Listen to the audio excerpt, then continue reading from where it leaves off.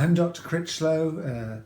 I'm a psychiatrist and also been a church pastor. I'm doing a series on the topic of suffering based on the book Finding the Yes in the Mess, which I published a number of years ago. And we've been looking at the situation of how love can impact suffering. And we're talking about the 4 different kinds of love. And last time we looked at the word storge, which is family love. And today I want to look at the word philia, which means friendship kind of love.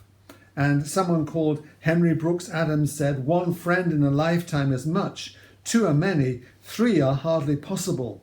And what he's referring to there is that true friendship involves deep mutual sharing in an atmosphere of trust. This needs time, patience, and commitment that do not happen overnight. It's not easy to find this depth of sharing, and if friendships are betrayed, it becomes more difficult to reach out again. Every attempt to reach out involves becoming open and vulnerable, and following disappointment, many withdraw. So true friendship is not always easy to find in life. However, there are some wonderful examples of friendship. Victor Hugo, the famous author, Les Miserables is one of his books, and obviously beautiful to watch as well. But Les Miserables is written by Victor Hugo, and in 1870, as the Prussians surrounded Paris, Victor Hugo came into Paris to share the common lot of the Parisian people. Everybody else was leaving, but he came into the city to share in their common lot. That was, in a sense, a great gesture of friendship of Victor Hugo for the people of Paris at that time. There have been other wonderful examples of friendship. You might remember the artist Albrecht Dürer, and his picture, The Praying Hands, is most beautiful. But there's a story behind those praying hands. You see, Albrecht and a friend were both wanting to paint, and they kind of boarded together, and they decided that what would happen would be this. One of them would go out and do manually based labour while the other painted. And as the paintings began to sell, then their roles would be reversed, and the one who'd gone out doing the labour would come and paint. So Albrecht painted while his friend went out to do manual labour and brought home some money. And then finally, Albrecht sold a wooden carving that he'd done, and the money began to come in, and they decided to reverse the roles. But what had happened, of course, was that Albrecht's friend, his hands were now gnarled with the hard labour, and he could no longer paint well. But one day, Albrecht saw the man's hands clasped together in prayer. Although they were gnarled and broken by the hard manual labour, he saw those hands and he painted them. And of course, that picture has come down to us as the praying hands. But it's a lovely story of friendship. Another story of friendship, of course, is the beautiful story of Anne Sullivan and Helen Keller.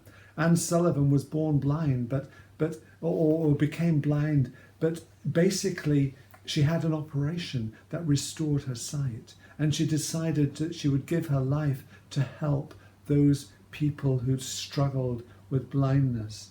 And there came a girl into this world whose name was Helen Keller, and she was blind and deaf and dumb. She couldn't see, speak, or hear.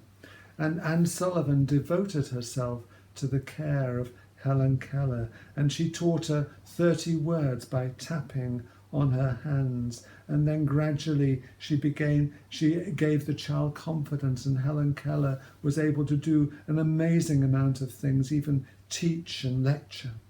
And they remained inseparable for 49 years. And then Anne Sullivan herself, now Mrs. Macy, became blind again. And then it was Helen Keller who taught her to overcome her blindness. And Helen Keller overcame her suffering through the help of a lifetime friend. And she wrote this poem. They took away what should have been my eyes, but I remembered Milton's paradise. They took away what should have been my ears. Beethoven came and wiped away my tears. They took away what should have been my tongue, but I had talked with God when I was young. He would not let them take away my soul. Possessing that, I still possess the whole. A beautiful little poem that Helen Keller wrote.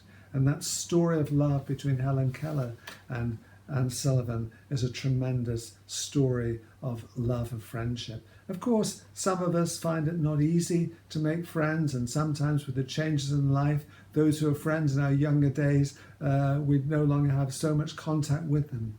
But God is a God who loves to develop friendship with us. And Jesus said to his disciples, I no longer call you servants, but I've called you friends. And developing a friendship with the living Christ is the most beautiful thing we can do in our lives, to know that he treats us as his friends.